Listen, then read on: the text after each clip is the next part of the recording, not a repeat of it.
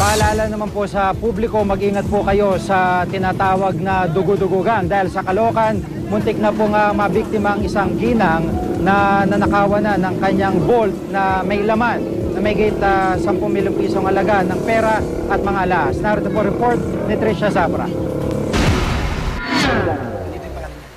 Muntik nang malagasan ng 10 milyong pisong halaga ng salapi at ari-arian si Ginang Tan Shooting ng Caloocan City.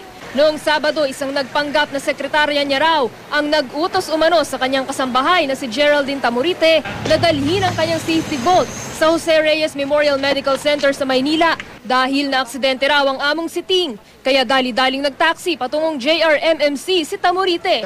Pero naghinala raw ang taxi driver na si Haji Heradora na nakaw ang Volt. Sinabi ni Tamurite na napag-uutusan lang siyang dalhin ito. Pagdating sa Tayuman, inihinto ni Heradora ang taxi sa harap ng isang traffic police. Nang malaman ni PO1 Dominic Lapay ang nangyayari, sumakay ito sa taxi.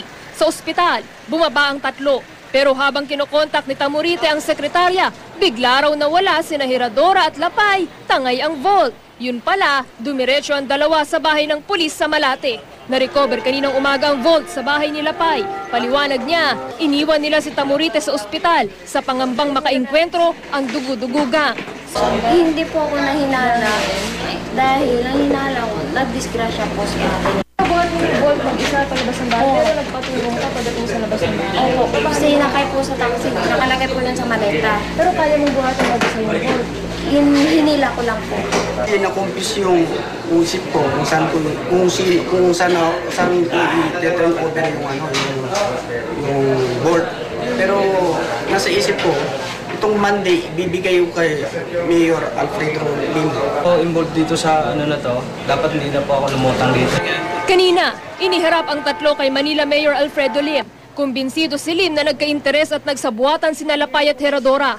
Kakasuhan sila ng robbery with intimidation. Di raw muna sasampahan ng kaso si Tamurite habang tinutuntun ang tumawag sa kanya.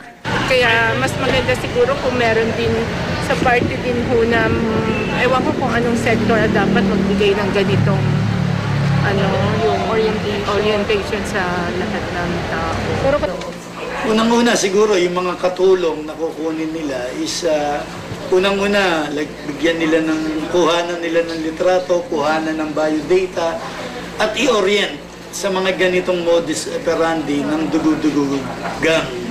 Tricia Zafra, GMA News.